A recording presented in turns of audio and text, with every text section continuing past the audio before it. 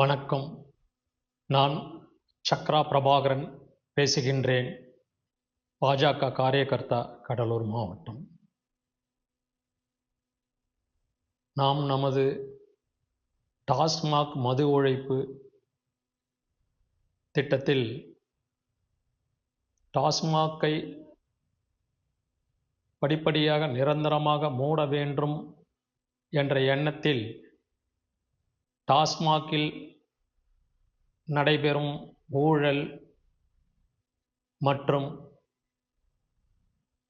பொது வணிகத்திற்கு எதிரான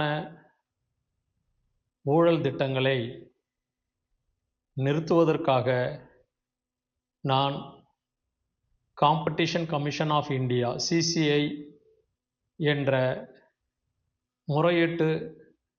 வணிக முறையீட்டு நீதி கோரி டாஸ்மாக்கு எதிர்ப்பாக டாஸ்மாகில் நடைபெறும் ஆன்டி காம்படிஷன், அதாவது பொது விதிமுறைகளுக்கு எதிராக நடைபெறும்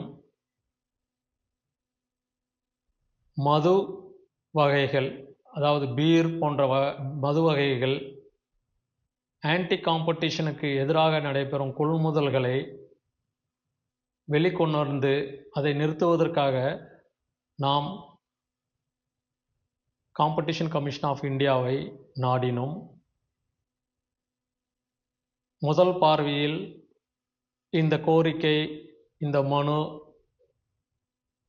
ஏற்ற தகுந்தது என்று கருதி மாண்புமிகு CCI டாஸ்மாகில் நடைபெறும் ஆன்டி காம்படிஷன் நெறிமுறைகளுக்கு எதிராக விசாரணை நடைபெறுவதற்கு உத்தரவிட்டது. தற்போது அந்த விசாரணை நடந்து கொண்டு இருக்கும்போது தமிழக அரசு டாஸ்மாக் நிறுவனம் அந்த CCI விசாரணைக்கு எதிராக சென்னை உயர் நீதிமன்றத்தில் தடை உத்தரவு பெற்றுள்ளது. இந்த தடை உத்தரவு பெற்றதற்கு இரண்டாவது பிரதிவாதியான எனக்கே அது தகவல் தெரிவிக்கப்படவில்லை. பிறகு CCI மூலம் முதல் பிரதிவாதியான காம்படிஷன் கமிஷன் ஆஃப் இந்தியாவின் மூலம் நான் இதை அறிந்து கொண்டேன். இன்றைய தேதியில், அதாவது அக்டோபர் 29 2025 வருட கணக்கில் இந்த தடையுத்தரவு உள்ளது. ஆகையால் CCI மேலும் தான் என்கொயரியை டாஸ்மாகின் ஆன்டி காம்படிஷன் கொள்கையில் நடக்கும் முறைகேடுகளின் எதிரான விசாரணையை துரிதமாக நடத்த முடியவில்லை.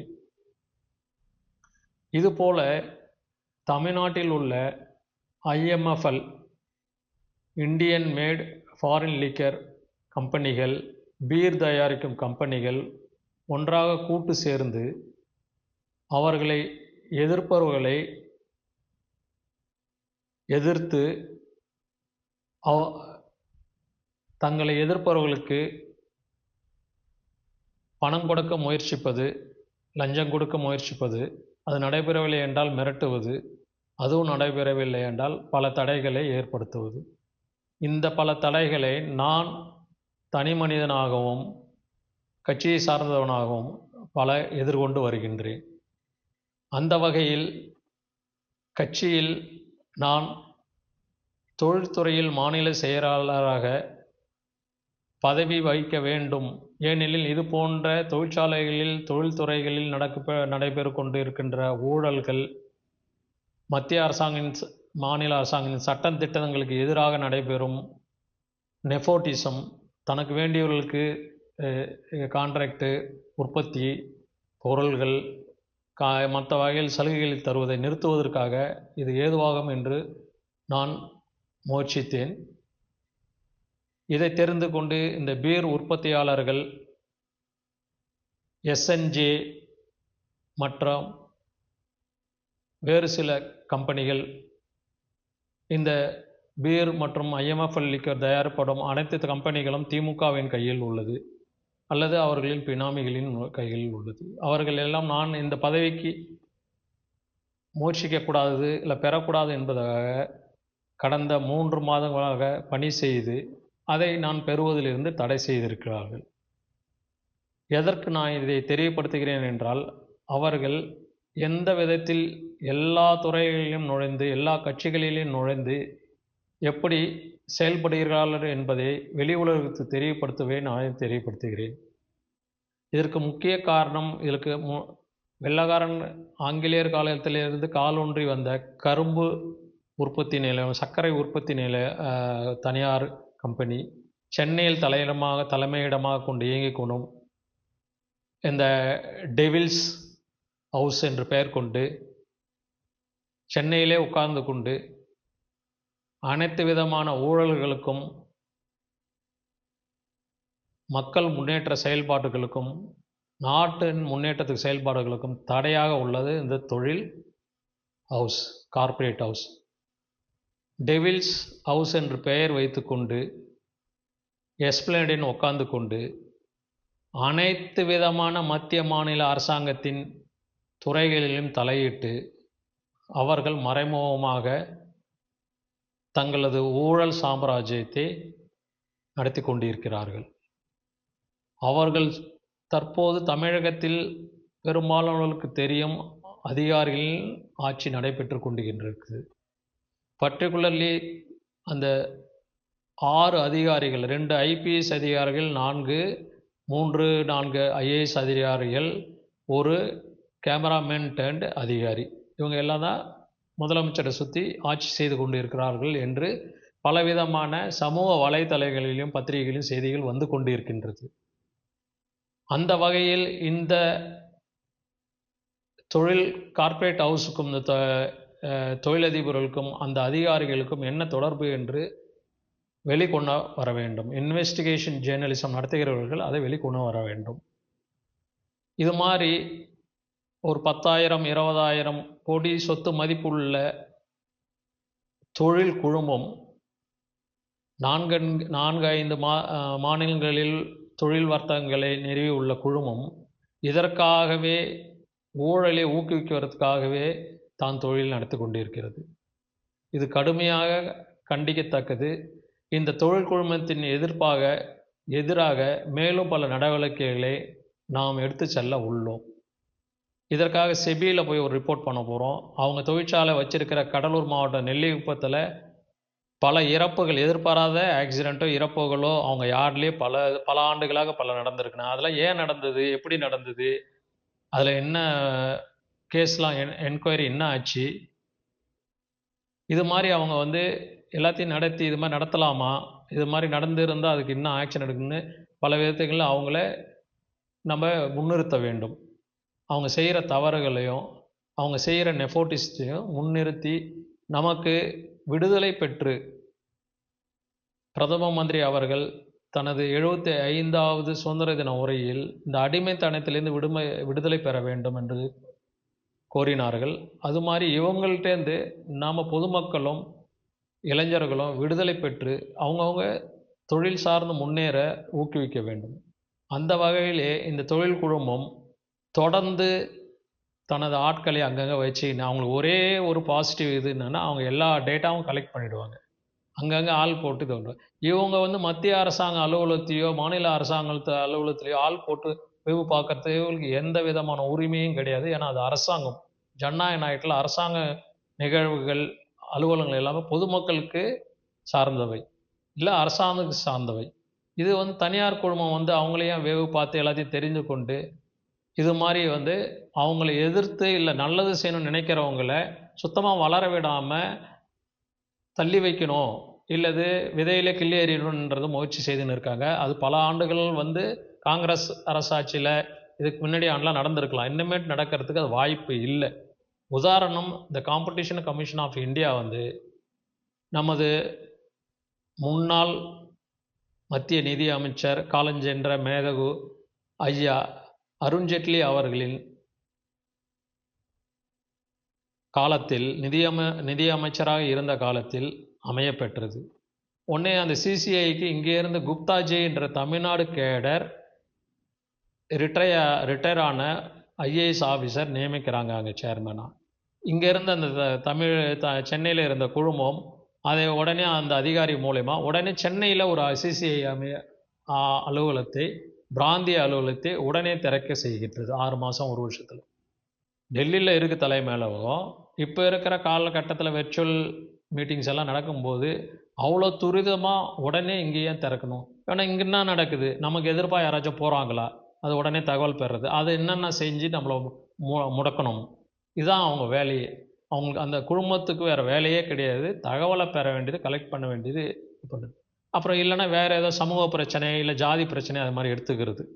நம்ம ஏதாச்சும் நம்மளை அவங்களை எதிர்த்தா இது மாதிரி பிரச்சனைகளில் நாங்கள் ரொம்ப கரெக்டு, எங்களை மாதிரி ஜென்யூனானோம். இதுக்கே அந்த சேர்மேன் 10 வருஷத்துக்கு முன்னாடி 2015-16 காலகட்டத்தில் இன்சைடர் ட்ரேடிங்காக தனது பதவியை ராஜினாமா செஞ்சார். ஆகையால் இப்போ மத்திய அரசாங்கம் தேசமே முதன்மை என்ற கொள்கையோடு நமது ஆட்சி நடந்து கொண்டு இருக்கிறது. இனிமேலும் இந்த பழைய பல்லவியெல்லாம் இங்கே எடுபடாது அந்த குழுமம் செய்யறதெல்லாம். அதனால் அவங்க குழுமத்தை நான் தோலுறுத்தி காட்ட போகிறேன். இதுதான் நம்ம முதல் பணி. இது மாதிரி செய்யறதால தான் ஊழலை ஓரளவுக்கு கம்மிப்படுத்த முடியும். எடுத்தவொடனே நிறுத்த முடியாது, கம்மிப்படுத்த முடியும். மற்றவங்களுக்கு பொதுமக்களுக்கு வளர்ச்சியை தர முடியும். அவங்க சுதந்திரமாக பாதைகளை தேர்ந்தெடுத்து தொழில் வளர்ச்சியோ மற்ற கலாச்சார வளர்ச்சியோ கல்வியிலையோ மற்றவங்க முன்னேற முடியும். இவங்கள மாதிரி இருந்துக்குன்னு, ஏன்னா நம்ம தமிழ்நாட்டில் நிறைய பேர் தொழிலதிபர்லாம் உருவாகியிருக்காங்க முதல் தலைமுறைலாம். இப்போ டாடா சன்ஸில் போய் இருக்கிறவங்க ஐயா சந்திரசேகர் நம்ம தமிழ்நாட்டை சேர்ந்தவன்னு சொல்கிறாங்க. இன்னும் டிவிஎஸ் குரூப்பில் ஐயா வேணு சீனிவாசன். நான் எல்லாம் முழுசாக நான் கவனிச்சுன்னு தான் வரேன். கடந்த 15 ஆண்டுகளாக நான் இந்த கரும்பு ஆலைகள் தொழிலில் இருந்துக்கின்னு பல தரப்பட்ட மக்களையும் டெய்லி சந்திச்சுக்கின்னு பல கிராமங்களுக்கு சென்று நூற்றுக்கணக்கான கிராமங்களுக்கு 3 மாவட்டத்தில் நான் டெய்லி போயிருக்கேன். அதனால் அவங்களோட விருப்பு வெறுப்பு வாழ்க்கை முறைகள் எல்லாத்தையும் நான் கிட்ட இருந்து பார்த்தேன். அந்த வகையில் டிவிஎஸ் வேணு சீனிவாசன் அவர்கள் 2014-15 நினைக்கிறேன் சமூக வலைதளம் அப்போ நான் பார்த்தேன். அவரை டாடா சன்ஸில் டைரக்டராக போடுறாங்க. அப்போயே நம்ம சிந்தனை, எதுக்கு இங்கேருந்து டாடா சன்ஸுக்கு போகிறாரு, டாடா மோட்டார்ஸ்க்கு போகிறாருன்னா ஓகே, இவரோட டொமைன் எக்ஸ்பர்டைஸ் இதெல்லாம் யூஸ் பண்ணிப்பாங்க அவங்க. ஏன்னா இவங்களும் மோட்டார்ஸில் பெரிய இண்டஸ்ட்ரியல் குரூப்பு, அதனால் யூஸ் பண்ணிப்பாங்க. ஏன் டாடா சன்ஸில் போகிறாங்கன்றது அப்போயே டவுட். அப்புறம் அதுக்கு அடுத்த ஒரு 2-3 ஆண்டுகள் பார்த்தா அந்த மிஸ்ரின்ற ஒரு டாடா குரூப் சேர்மன் ஆனார். அப்புறம் அதுலேருந்து அவர் விலகினார். பல இன்றைக்கும் இந்த காணொலி தயாரித்துக்கும் போது கூட அவங்க டாடா சன்ஸில் என்ன பிரச்சனை இருக்குது, அது எப்படி சால்வ் பண்ணுறதுன்னு பெரியவங்களை போய் சந்திக்கிறாங்க. டெல்லியிலாம் மத்திய அமைச்சர் அவர்களெல்லாம் சந்திக்கிறாங்க, அமித்ஷாஜிலாம். அவங்க என்ன ஆலோசனை கொடுக்குறாங்கன்னு அவங்க சொல்யூஷன் தான் எடுத்துன்னு போகிறாங்க.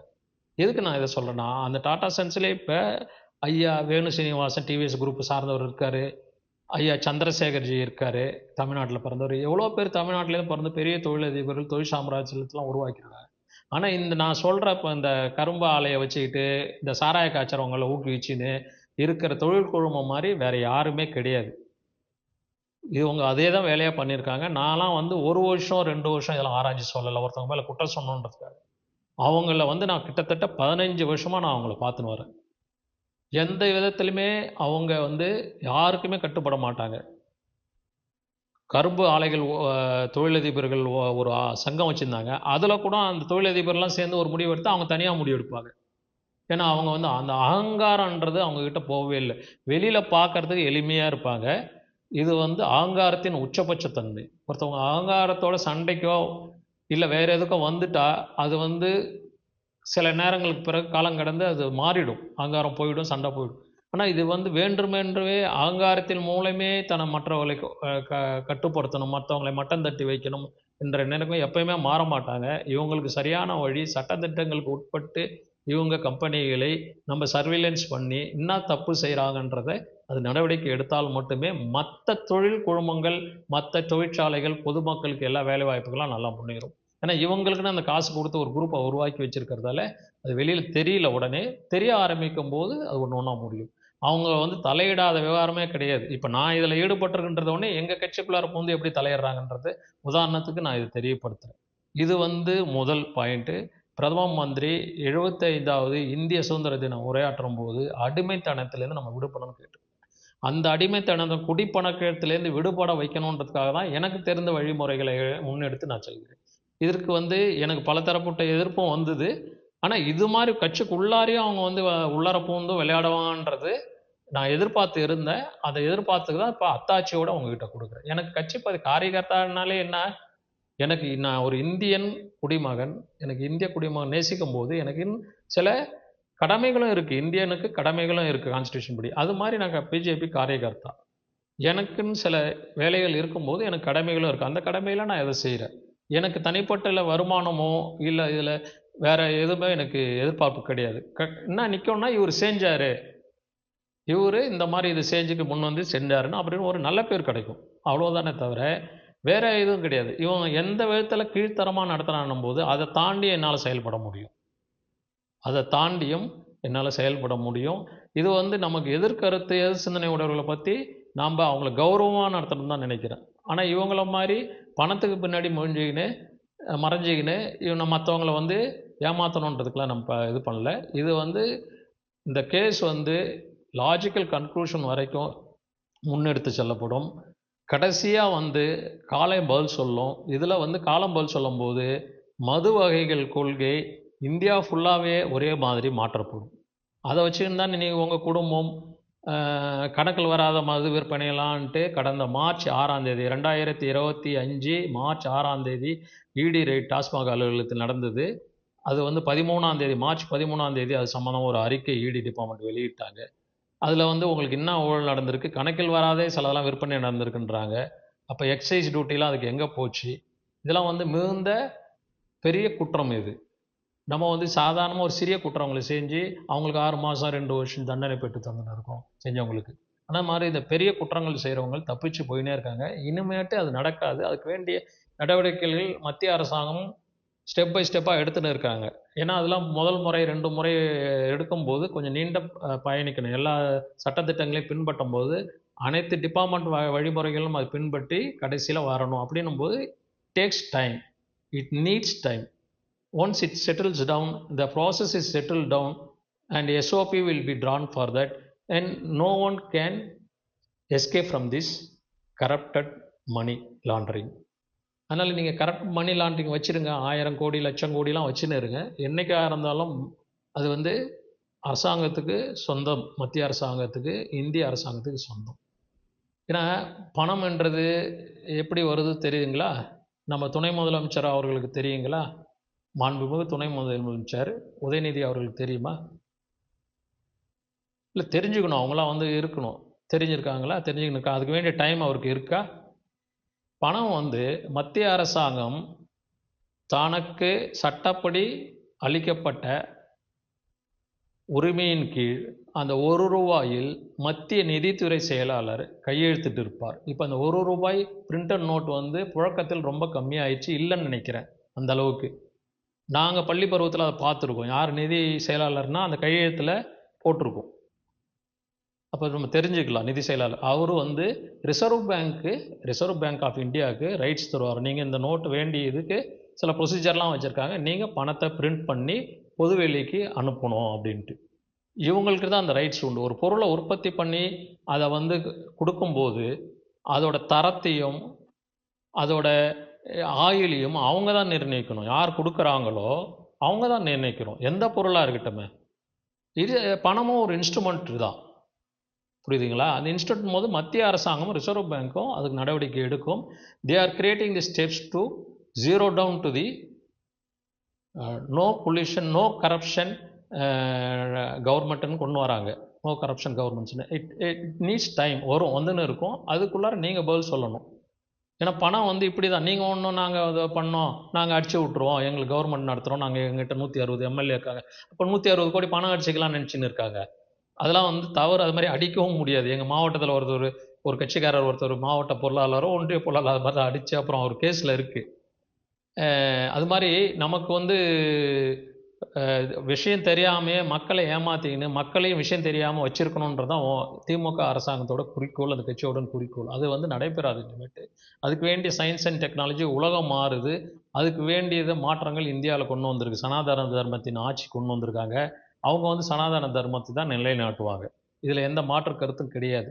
ஆகையா அந்த குழுமத்தை தொழில்துறை குழுமம் சென்னை சார்ந்த தொழில்துறை குழுமத்துக்கு என்னென்ன தப்பு செய்கிறாங்களோ அது எல்லாம் நிறுத்திக்க சொல்லுங்க. முதல்ல வந்து அவங்க எந்த அரசாங்க அலுவலகத்தையும் பிரதம மந்திரியோ ஜனாதிபதியோ தொழில்துறையோ மினிஸ்ட்ரி ஆஃப் கம்பெனிஸோ எந்த டிபார்ட்மெண்ட்டையும் ஆள் போட்டு பார்க்கறதுக்கு அவங்களுக்கு எந்த உரிமையும் கிடையாது. அவங்க வந்து என்ன தகவல் தேவையோ இன்ஃபர்மேஷன் டு ரைட் ஆக்டில் அவங்க கேட்டு தெரிஞ்சுக்கலாம். இல்லை அவங்களுக்கு வேண்டிய லைசன்ஸு மற்ற இது என்ஓசினா அவங்க எந்தெந்த துறைக்கு போகணுமோ அவங்ககிட்ட தெரிஞ்சுக்கலாம். இல்லை அதுக்கு வேண்டிய அப்ளிகேஷன் கொடுத்துக்கலாம். இந்த தனிப்பட்ட முறையில் கட்சியில் இருக்கிறவங்கள பதவியில் இருக்கிறவங்கள மாநில அரசாங்கத்தைய மத்திய அரசாங்கத்தை டிபார்ட்மெண்ட்டு அதிகாரங்களை அவங்களோட வீக்னஸ்ஸு ஸ்ட்ராங் பாயிண்ட்லாம் தெரிஞ்சுக்கின்னு இதே பொழப்பு ஓட்டுறதுனா இது ஒரு தொழில் குழுமமா இது? இல்லை கேட்குறேன். நீங்கள் இதிலேயே செஞ்சுன்னு இருந்தீங்கன்னா உங்கள் சிந்தனை வந்து மற்றதில் எப்படி போகும்? தொழில் சார்ந்த முன்னேற்றத்துலையோ ஒரு இன்னோவேஷன் புது கண்டுபிடிப்புலையோ எப்படி போகும்? அதனால் உங்களை வந்து இன்னும் அடுத்த ஸ்டேஜுக்கு கொண்டு போய் தான் நிறுத்தணும்னா அதற்கும் நான் தயார். அதற்கு எந்த பதவியும் வேண்டியில்லை. காரியகர்த்தா பிஜேபின்றது பெரிய பதவி தான் எனக்கு. ரெண்டாவது பாயிண்ட் வந்து நம்ம பிரதம மந்திரி ஐயா மோடிஜி அவர்கள் 79வது சுதந்திர தின உரையில் அல்லது 78 79 எல்லாரும் புதியவங்களாம் அரசியலுக்கு வரணும், குறைஞ்சது ஒரு 1,00,000 பேர் இந்தியா ஃபுல்லாக வரணும் அப்படின்றது. அவங்க வந்து செய்யும்போது நாட்டு நலமே முக்கியம், மக்களே முக்கியம் அப்படின்ற மாதிரி செய்கிற மாதிரி வரணுன்ற மாதிரி கூப்பிட்ருக்காரு. அந்த வகையில் தான் நாங்களாம் வந்து அரசியல்லாம் வந்து என்னெல்லாம் தள்ளப்பட்டது தான். எனக்கு வந்து தள்ளப்பட்டது தான் அரசியல். நான் தள்ளி அதில் இப்போ செயல்படுறேன். கடந்த 4 வருஷமாக தீவிரமாக செயல்படுறேன். நான் 10 வருஷமாக பிஜேபியில் இருக்கிறேன். அந்த வகையில் எல்லாரும் அரசியல் வரத்துக்கு ஏதுவாக மற்றவங்க இருக்கிறவங்க வந்து அந்த சென்னையில் வந்து முதலமைச்சர் திமுக அவங்க குடும்பம் பண்ணிக்கிற மாதிரி அந்தந்த மாவட்டத்திலேயே அந்த மாதிரி பண்ணின்னு இருக்காங்க. இப்போ கரூரில் கேள்விப்பட்டோம். செப்டம்பர் 27ஆம் தேதி நடந்த விபரீத எதிர்பாராத விபத்து, அதனால் ஏற்பட்ட உயிரிழப்பு எல்லாருக்கும் மன சோர்வை ஏற்படுத்துது. அது பாருல அந்தந்த மாவட்டத்தில் அது பல கதைகள் சொல்கிறாங்க. நம்மளே டிவியில் பார்க்குறோம். அது மாதிரிலாம் பார்க்கும்போது வேண்டுமென்றே ஒருத்தவங்கள மிதியடி எடுத்து வீசுகிறார் அழகாக.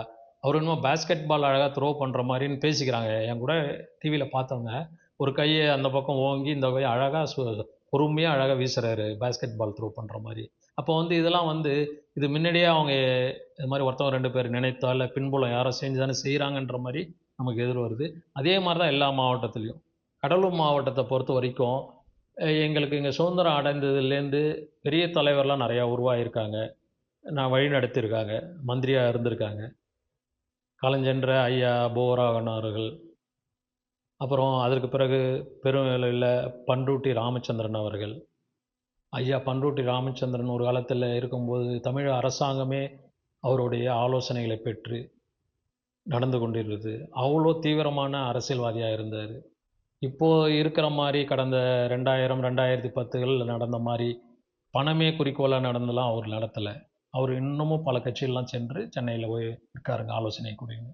இது மாதிரி பண்ருட்டியாரெலாம் அரசியல் செய்து வாழ்ந்த கடலூர் பூமி இது. இன்றைக்கி வந்து அதே மாதிரி ஒரே சமூகத்துலேருந்து தான் வந்தாங்க. கடந்த 30 வருஷமாக கணக்கு எடுத்திங்கன்னா நடுவில் வந்து இந்த காலஞ்சென்ற திரு ஜனார்த்தனன் அவர்கள் 6 மாதமோ 8 மாதமோ மந்திரியாக இருந்தாருங்க. அது தவிர்த்து கடந்த 30-40 வருடங்களாக ஒரே சமூகத்தை சார்ந்தவங்க தான் இருந்தாங்க. அதில் ஒன்றும் தப்பு கிடையாது. பெரும்பான்மை சமூகம் அவங்களுக்கு கண்டிப்பாக வாய்ப்பு தரணும். அடுத்தது வந்து இப்போ தற்போது பட்டியலினை சேர்ந்தவர் ஒருத்தர் மந்திரியாக இருக்காருங்க, திட்டக்குடி எம்எல்ஏ திரு கணேசன் அவர்கள். வரவேற்கத்தக்கது தான். என்னோட கோரிக்கை என்னென்னா, இந்த அரசியலில் எல்லாரும் வர்றதுக்காகவும் திறமைகளை வளர்ப்பதற்காகவும் நேர்மையை மேல் நோக்கி செல்வதற்காகவும் அரசாங்கத்தில் ஒரு அரசியல் தலைவர் 100 பேர் இருந்தாலும் அதில் ஒரு 20% 30% ஆச்சும் தீவிரமான விசுவாசமாக நாட்டுப்பற்று உள்ளவர்களும் நேர்மையானவர்களும் இருக்கணும். நம்ம வந்து 100% எல்லாத்துலேயுமே எதிர்பார்க்க முடியாது ஒரு பப்ளிக் இதில் போயிட்டு. ஆனால் வந்து குறைஞ்சபட்சம் ஒரு 20-30% அது மாதிரி இருந்தாங்கன்னா எதிர்காலத்து சன்னதிகளுக்கு, எதிர்கால இந்தியாவுக்கும் அது நல்லதாக இருக்கும். போக போக அவங்கள பார்த்து இன்னும் நிறைய பேர் அது மாதிரி இருப்பாங்க. அதற்காக நம்ம கோருகிறோம். இப்போ அந்த 2 சமூகத்திலேருந்து இருக்கிறாங்க. வேற்று சமூகம் அதர் கம்யூனிட்டின்னு சொல்கிறோம் இல்லைங்களா? அப்போ பழைய தென்னார்காடு மாவட்டம், இன்றைய கடலூர், விழுப்புரம் மாவட்டங்கள்லாம். அதுலேருந்து வேற்று சமூகத்தினருக்கும் அரசியல் பிரதிநிதித்துவம் கிடைக்கப் பெற வேண்டும் என்று தாழ்மையுடன் கேட்டுக்கொள்கிறேன். இதற்காக இங்கே இருக்கிற நமது மாவட்ட மந்திரி திரு எம்ஆர்கே பன்னீர்செல்வம் அவர்கள், திரு கணேசன் அவர்கள் எல்லாம், மற்ற அரசியல் கட்சி தலைவர்கள், நான் சார்ந்த பாஜக தலைவர்கள், கூட்டணியில் உள்ள அதிமுக மற்றும் அனைத்து கட்சி கூட்டணி பிஎம்கே இவங்க மற்ற எல்லா தலைவர்களும் இதுக்கு சப்போர்ட் பண்ணி அதர் கம்யூனிட்டியும் அரசியலில் பிரதிநிதித்துவம் பெற வேண்டும் என்று கேட்டுக்கொண்டு எனது இரண்டாவது கருத்தையை பதிவு செய்கின்றேன். இதற்கு இங்கு உள்ளவர்கள் வழிவிட வேண்டும். அவங்க குடும்பம் அவங்க இதே மட்டும் இருக்காம மற்றவங்களுக்கும் வாய்ப்புகள் தர வேண்டும். அப்படி தரும்போது தான் இது நாட்டுக்கும் நல்லது, உங்களுக்கும் நல்லது. எதிர்வரும் காலங்களில் இந்த அடிமைத்தனம், இந்த பணத்தை வைத்துக்கொண்டே நூற்றுக்கணக்கான கோடிகள், ஆயிரக்கணக்கான கோடிகள் பணத்தை வைத்துக்கொண்டே மக்கள் பிரதிநிதியாக ஆக வேண்டும் என்ற இதெல்லாம் எடுபடாது. அதற்கு எதிர்ப்பாக தான் நாம் நமது பிஜேபி தனது கொள்கைகளை எடுத்து சென்று நாடே முதன்மை, மக்கள் சேவையே முதன்மையான சேவை என்று நம்ம நடத்தி கொண்டிருக்கின்றோம். இதற்கான நடவடிக்கைகள் அனைத்தும் மத்திய அரசாங்கம் கண்டிப்பாக எடுத்துக்கொண்டு இருக்கிறது. அதற்கான நேரங்கள் வரும்போது, இப்போ காஷ்மீரில் 370 ஆர்டிக்கல், காஷ்மீர் சார்ந்த 370 ஆர்டிக்கல் நீக்கினார்கள். ராமர் கோவில் கட்டினார்கள். இது மாதிரி ஒன்றாக செய்து கொண்டு வருவார்கள். ஏன்னா நாடே முக்கியமானது, நாடுவே முதன்மையானது. இதுவே பாரத பிரதமரின் குறிக்கோள் 2047 விக்ஷித் பாரத், அதாவது முன்னேறிய இந்தியா என்ற நிலைக்கு மாற வேண்டும் என்றால் இதெல்லாம் நடைபெற வேண்டும். அதற்கு ஏற்றால் போல் நம்மை நாமே மாற்றிக்கொண்டு நாடு முன்னேற்றத்திலும் நமது முன்னேற்றத்திலும் பாடுபட வேண்டும் என்று கேட்டுக்கொண்டு இந்த உரையை முடித்துக் கொள்கின்றேன். நன்றி. பாரத் மாதா கி ஜெய். வந்தே மாதரம்.